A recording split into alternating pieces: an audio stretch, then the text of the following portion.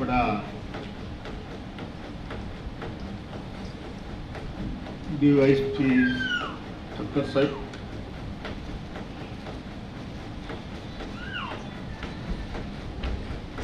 ભૂતપૂર્વ ધારાસભ્ય અને જિલ્લા પંચાયતના વિરોધ પક્ષના નેતા ભાઈ શ્રી અમીરભાઈ,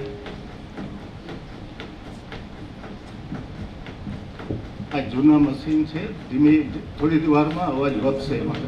આ જૂના મશીન ગરમ થતા વાર લાગે.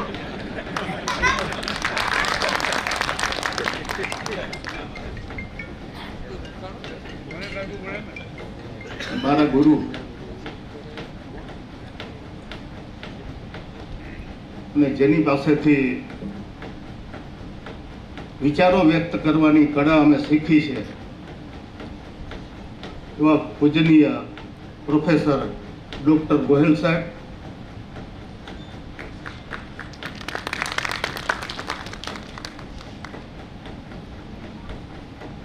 મંચ પર બિરાજમાન મહાનુભાવો, મેં ટૂંકું એટલા માટે કર્યું કે મને જેટલી મિનિટ આપવામાં આવી એ સંબોધનમાં વહી ન જાય એટલા માટે કર્યું.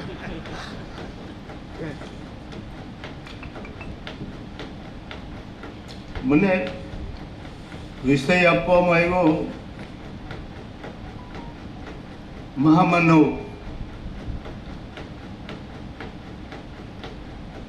ભારત રત્ન ડૉક્ટર ભીમરાવ આંબેડકર વિશે.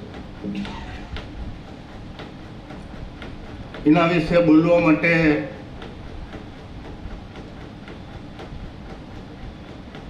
હું ખૂબ જ નાનો જ્ઞાન, ખૂબ જ ઓછું જ્ઞાન ધરાવું છું અને હું માનું છું કે આમ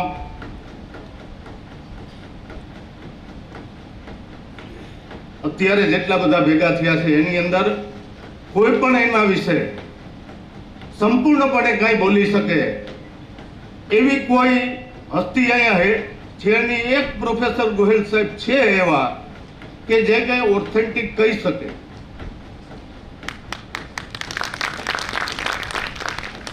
એટલે હું મારા પ્રયત્નો કરું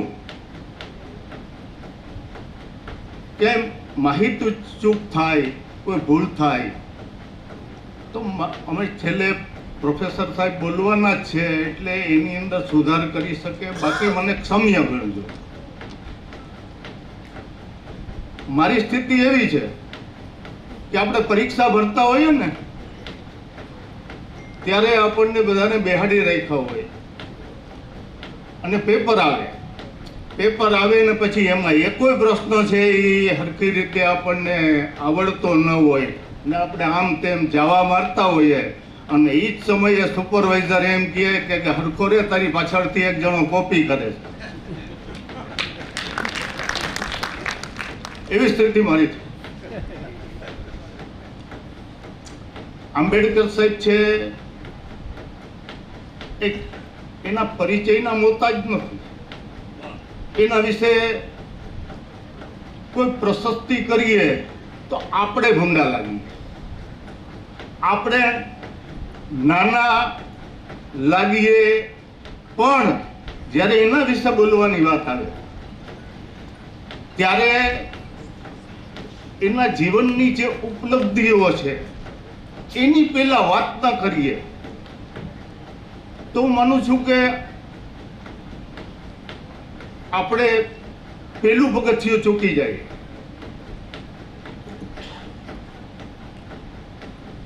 પણ પેલા એક વાત મારે જે યાદ આવે છે એ કેવી છે એટલા માટે થઈને કે આંબેડકર સાહેબની જન્મ જયંતિ છે એ વર્ષોથી કેશોદમાં ઉજવાય.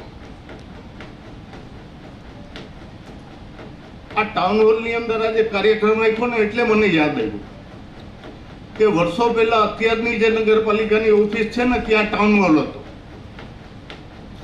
એ ટાઉન હોલની અંદર બાબા સાહેબની જન્મ જયંતિ ઉજવાતી. એ કાર્યક્રમોમાં હું ભાગ લેતો અને ગોયલ સાહેબને જો યાદ હોય તો એક વખત વક્તૃત્વ સ્પર્ધા હતી એની અંદર મેં ભાગ લીધો તો ડૉક્ટર ઠક્કર સાહેબ ટીડીઓ હતા, એ નિર્ણાયક હતા અને ત્યાં મને ઇનામ મળ્યું હતું. હું ત્યારે કોલેજમાં હતો અને મને એક ઓલો ઘડિયાળનો ડબ્બો હોય ને એ ઇનામમાં મળ્યો હતો. તો એ ટાઉન હોલ ને આ ટાઉન હોલ,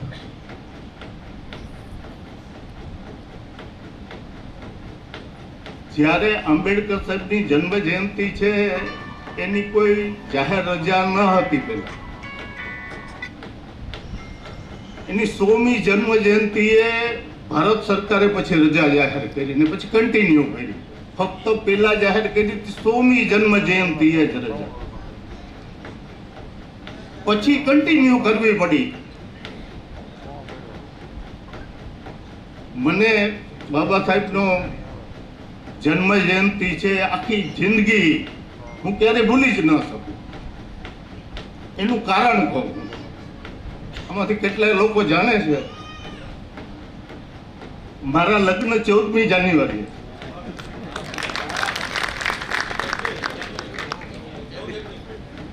આપણે 14મી એપ્રિલ,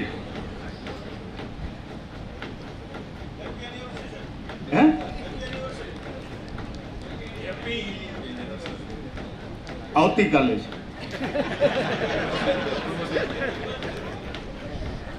પૂર્વ સંધ્યાએ પહેલા મેરેજ એનિવર્સિટી, મારી દાદી હતા, જો મને યાદ આવી. આપણે આ બધા કહીએ ને કે એનિવર્સરી, મારા દાદી છે અભણ, બહુ અજ્ઞાન, એને આંખે પણ દેખાતું નહીં. એટલે આ બધા છોકરાઓ એમ કે મારા મિત્રો આ બધા અહીંયા છે, ઘણા લોકો હાજર છે, એ ત્યારે આવતા કે ડીડીની એનિવર્સરી છે, એટલે એને બોલતા ના આવડે એટલે યુનિવર્સિટી કે મારા દીકરાની યુનિવર્સિટી છે આજે. એના ઉપર મારાથી બોલાઈ જતો હતો. પણ હું આજે જે વાત કરવા માંગુ એની અંદરથી આપણે વિષય ડાયવર્ટ નહીં કરીએ. એ જન્મ જયંતિ જ્યારે ઉજવાતી, એ પછી હરેક કાર્યક્રમોની અંદર મોટે ભાગે, જો હું કેશોદમાં હાજર હોઉં તો કેશોદની અંદર આંબેડકર જયંતિના કાર્યક્રમની અંદર હું હાજર ન હોઉં એવો પ્રસંગ બહુ રેર બન્યા.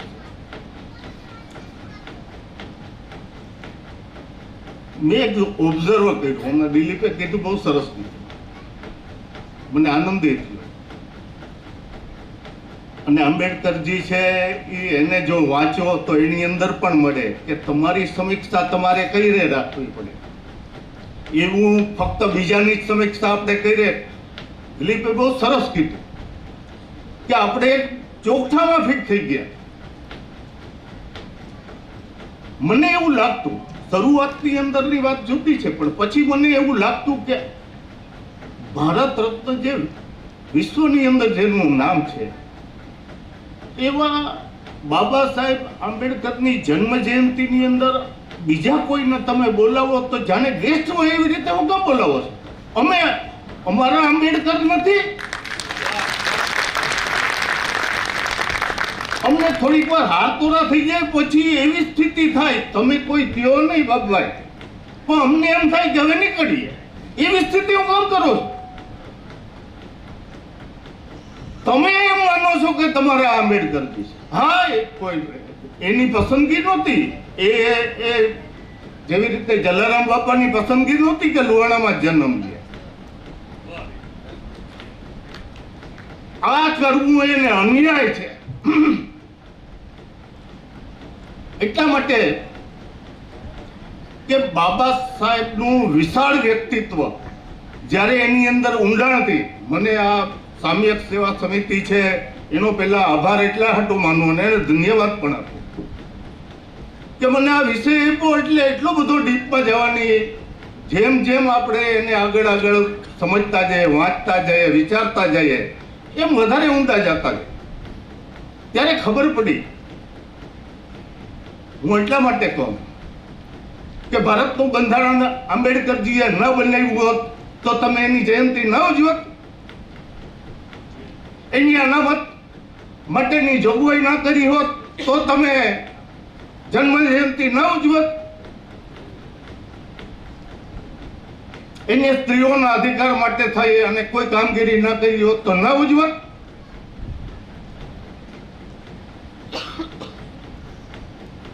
ડોક્ટર સાહેબની જન્મ જયંતિ તમારે ઉજવવી જ પડે, એટલા માટે થઈને કે એની ઉપલબ્ધિઓ એટલા એ સમયનો ભારતની અંદર સૌથી વધારે શિક્ષિત માણસ છે.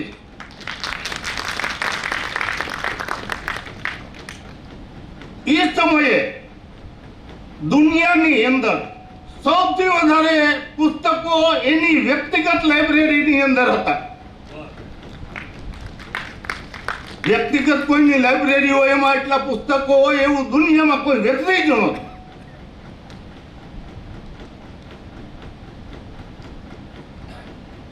એકમાત્ર એવી વ્યક્તિ છે લંડનની સ્કૂલ ઓફ ઇકોનોમિક્સ ની અંદર ડોક્ટર ઓફ ઓલ ધ સાયન્સની ડિગ્રી દુનિયામાં પહેલી વ્યક્તિ મેળવનાર આજ દિવસ સુધી બીજી કોઈ વ્યક્તિએ મેળવી નથી. 64 વિષયોના એક્સપર્ટ હતા, 9 ભાષાના જાણકાર હતા.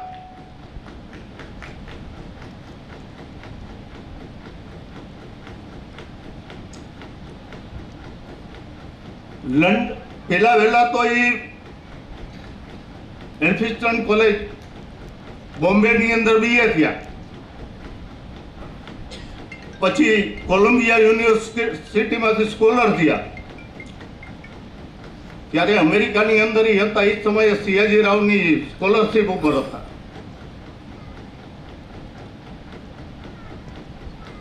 આ કેટલીક વખત તમારા એટલે આપણા બધા વચ્ચે જે અંતરો કરી દેવામાં આવે એટલા હતું કે એક જ એંગલથી બાબા સાહેબને જોવામાં આવ્યા. જે લોકોને પોતાનું સ્થાપિત જળવાઈ રહે એને માટે થઈ અને બાબા સાહેબનું એક જ એંગલ છે એ પ્રસ્તુત કરવામાં આવ્યું ને એને હાઇલાઇટ કરવામાં આવ્યું, એને અંડરલાઈન કરવામાં આવ્યું. બાબા સાહેબ હિન્દુ ધર્મના વિરોધી હતા આવી એક વાત છે ને. બાબા સાહેબ હિન્દુ ધર્મના વિરોધી નહોતા. બાબા સાહેબ હિન્દુ ધર્મની અંદર પડેલા કુરિવાજોના વિરોધી હતા. 1935 ની અંદર એને જ્યારે હિન્દુ ધર્મથી અલગ થયા ત્યારે એને કીધેલા શબ્દો જો, એને એમ કીધું કે હિન્દુ ધર્મ સામે મને કોઈ વાંધો નથી, પણ અમારા દલિતોનું સન્માન અને સમાનતા અમને ત્યાં મળતી નથી.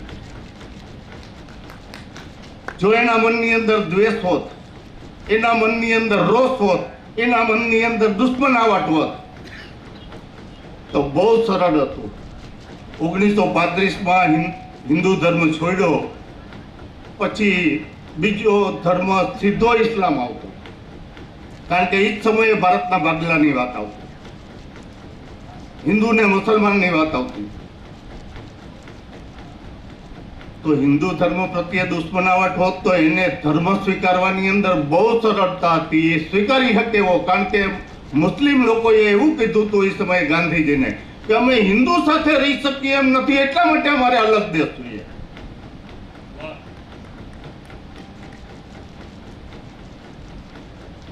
તો એ મુસ્લિમ ધર્મ સ્વીકારી લીધો, કારણ કે એને તો દુશ્મની જ કાઢવાની હતી ને. પણ એવું નહોતું. એ માણસની બુદ્ધિ અને વિચાર ક્ષમતા જો 1935 ની અંદર હિન્દુ ધર્મથી અલગ થઈ અને બૌદ્ધ ધર્મ ક્યારે સ્વીકાર્યો? 1956માં.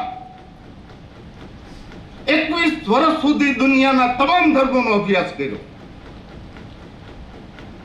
પછી નક્કી કર્યું કે બૌદ્ધ ધર્મ સ્વીકારવો. હું કામ સ્વીકારવો? એમ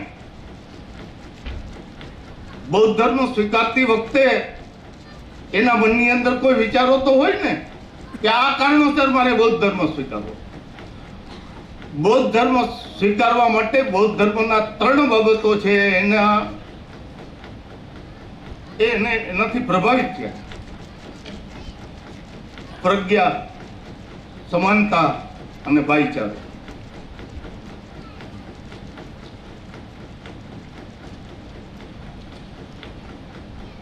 આ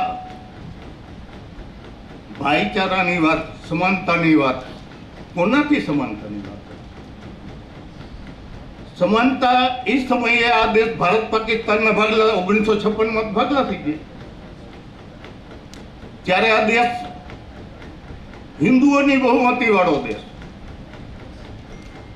તો સમાનતા કોની સાથે જોતી હતી? અત્યારે આપણે શું કરીએ છીએ? આ બે વચ્ચે ડિફરન્સીસ જો. ક્યાં આંબેડકર સાહેબની સાથે આપણે ચાલ્યા, ક્યાં આપણે દૂર થયા, ક્યાં આપણે ભૂલ કરીએ છીએ, ક્યાં આપણે વિચારવું જોઈએ? આ વસ્તુનો વિચાર કરવા માટેનો જ આ કાર્યક્રમ છે.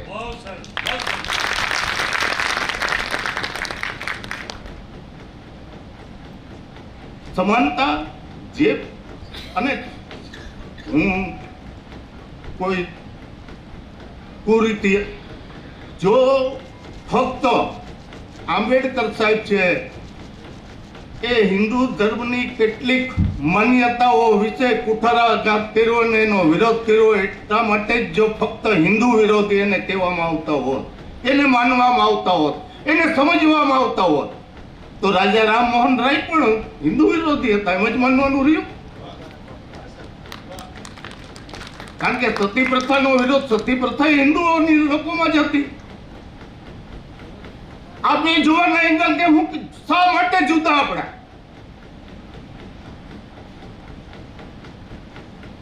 એક વાત હરેક વખતે થાય. આંબેડકર સાહેબે બંધારણની અંદર 10 વર્ષે અનામતનો પુનઃ વિચાર કરવાનું લખ્યું. એ જ્યારે જ્યારે વાત આવે ને એટલે હોહાન દેકારો થઈ જાય. પુનઃ નહીં અનામત નાબૂદ કરવાનું જ તો આમ. હવે તમે વિચારો કે એટલો પ્રખર બુદ્ધિશાળી માણસ, શિક્ષિત માણસ, દુનિયાની અંદર એનું નામ,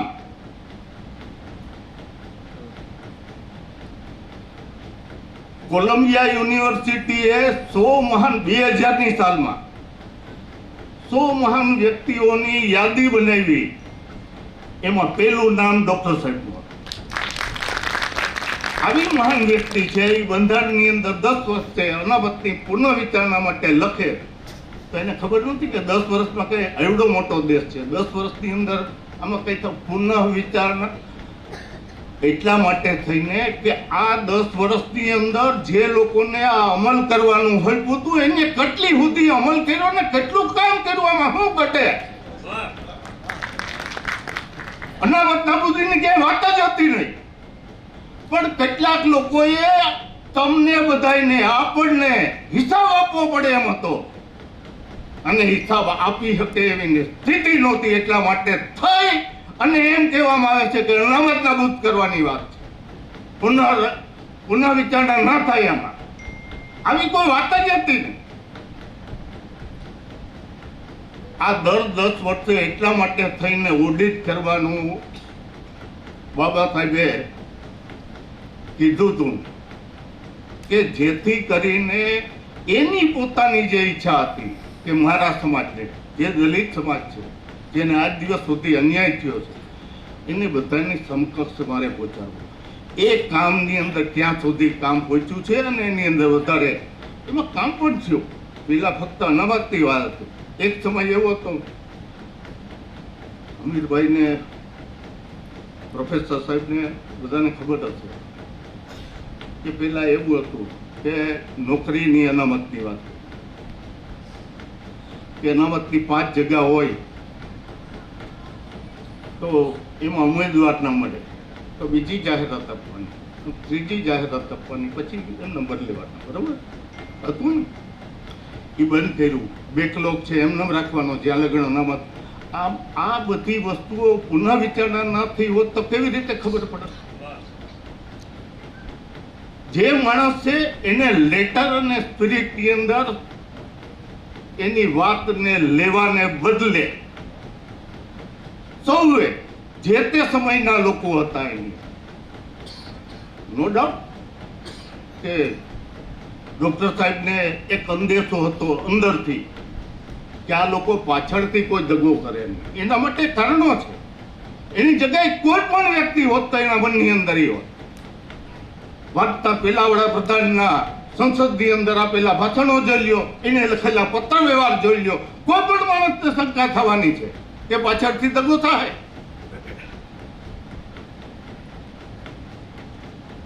તો આ એટલી કક્ષાએ પહોંચ્યા પછી કોઈ માણસની પાસે એક વિચારોનું એંગલ છે, એક દ્રષ્ટિકોણ છે.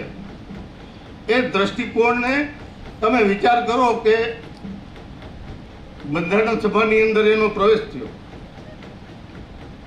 બંધારણ સભા ક્યારે? 1946ની અંદર.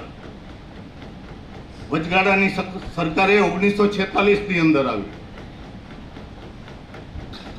1946ની અંદર બંધારણ સભા થઈ. રાજેન્દ્ર પ્રસાદ બંધારણ સભાના પ્રમુખ હતા.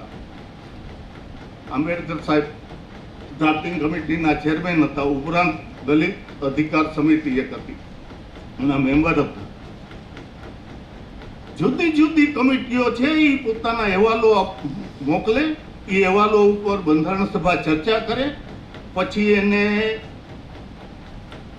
પોતે બંધારણની અંદર ડ્રાફ્ટ કરે. ડ્રાફ્ટની અંદર પોતાના જે યોગ્ય લાગતી બાબતો છે એ બંધારણ સભામાં મૂકે. હમણાં કોઈ કમિટીનો અહેવાલ આવ્યો તો એ અહેવાલ છે એ બંધારણ સભામાં મૂકે, સાથે પોતાના વિચારો પણ મૂકે. તો આંબેડકર સાહેબ છે એના વિચારોને જો એને બીજા બધા સાથે દુશ્મનાવટ હોત, વાંધો હોત, વિરોધ હોત, તો એની વાત કેવી રીતે સ્વીકારી લેવાત? બંધારણ સભામાં પહેલું ભાષણ આપ્યું ને ત્યારે બધા લોકોએ એપ્રિશિએટ કર્યો. શા માટે એપ્રિશિએટ કરે? બંધારણ સભાના છેલ્લા ભાષણની અંદર આંબેડકર સાહેબે આપણે બધા લોકો અત્યારે હાલની તકે, આજની તકે બધા જ લોકો આંબેડકર સાહેબને બંધારણના નિર્માતા કહે છે. એને બંધારણ સભાના આખરી ભાષણમાં એમ કીધું હતું કે આ બંધારણ સભાના બધા લોકોએ કામ કર્યું છે. આ માણસની મહાનતા છે. બાકી ડોક્ટર સાહેબે બંધારણ સભાની અંદર કેટલાય પ્રસ્તાવોનો વિરોધ કર્યો. કેટી શાહે એક હતા સામ્યવાદી,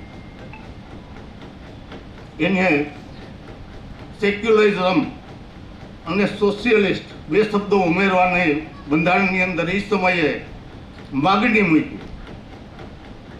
ત્યારે સરદાર પટેલે અને આંબેડકર સાહેબે એનો વિરોધ કર્યો.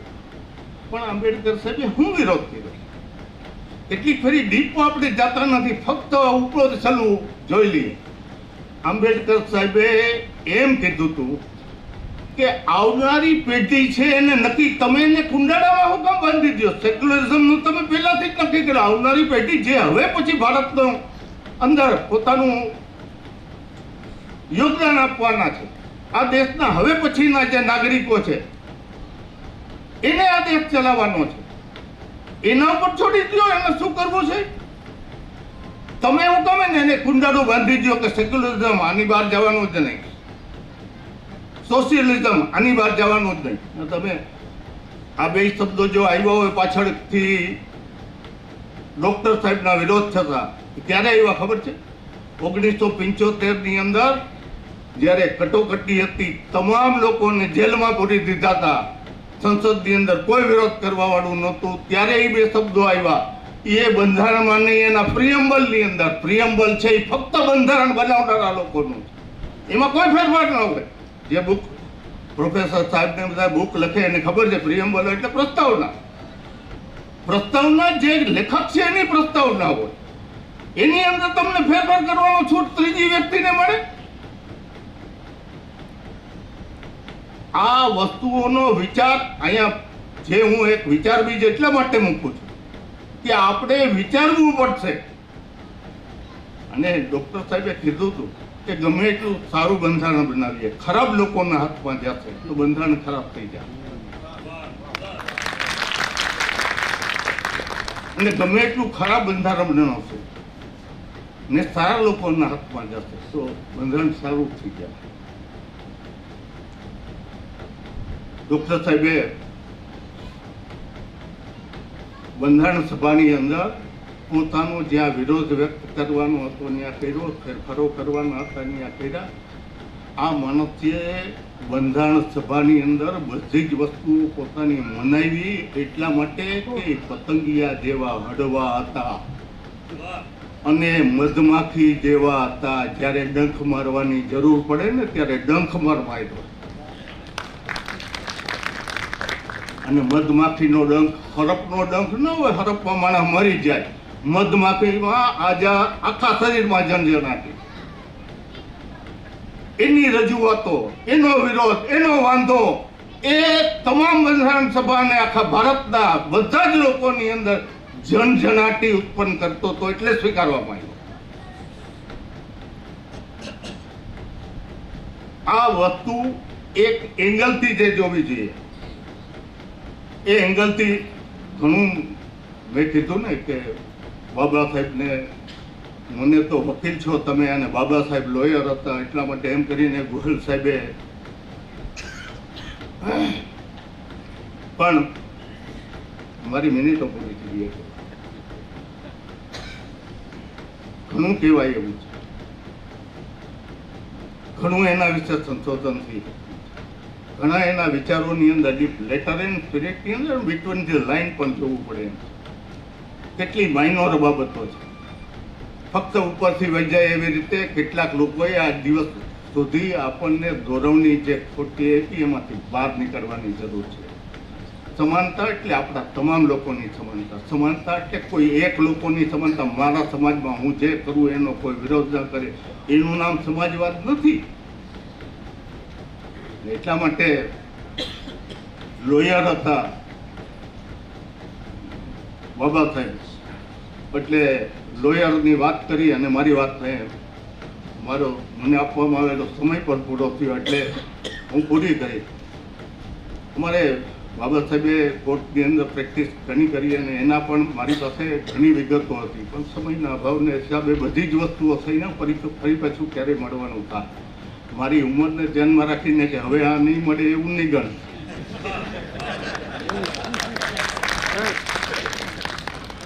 અમારે એકચુઅલી કોર્ટની અંદર છે ને, મેં ઘણી જગ્યાએ આપી તો મને પ્રિય છે અને વકીલોનો આ પ્રશ્ન છે. અમારો સુરજ બધા બેઠા છે અમારા મિત્રો, પણ એની પહેલાનો આ પ્રશ્ન છે. અમે કોર્ટની અંદર મોટે ભાગે સિનિયર વકીલો છે એ આગલી રોમાં બેઠતા હોય,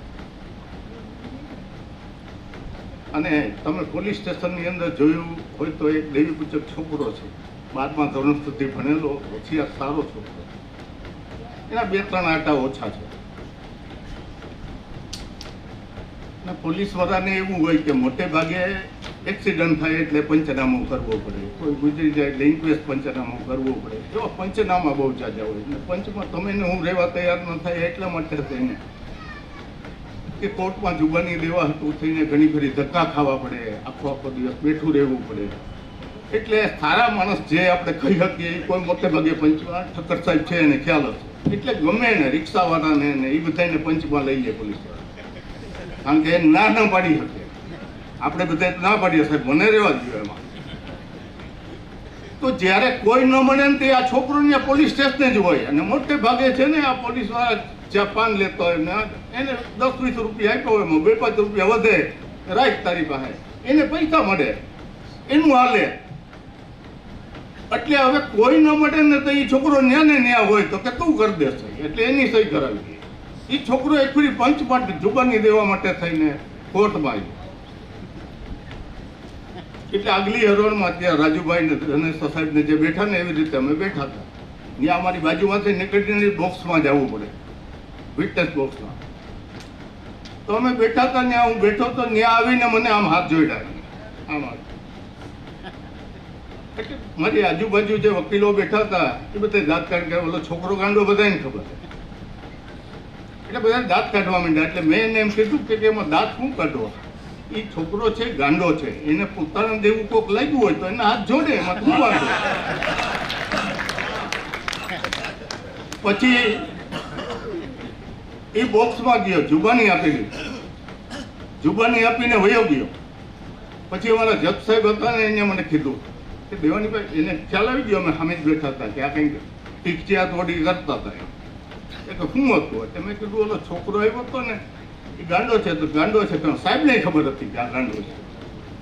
મેં કીધું ગાંડો છે, એ કહું અહીંયા આવીને મને હાથ જોડ્યા. તો કે હા હું જોતો હતો કે ત્યાં તમને નહીં મોકલ્યા. એટલે મેં કીધું કે આ બધા લોકો દાંત કાઢવા માંડ્યા. એટલે મેં એને એમ કીધું કે એમાં દાંત શું કાઢો, એને પોતાના જેવું કોઈ લાગ્યું હોય તો એને હાથ જોડે, એમાં શું વાંધો. તો જજ સાહેબ મને કે આ બોક્સમાં આવીને મને હાથ જોઈ જાઓ.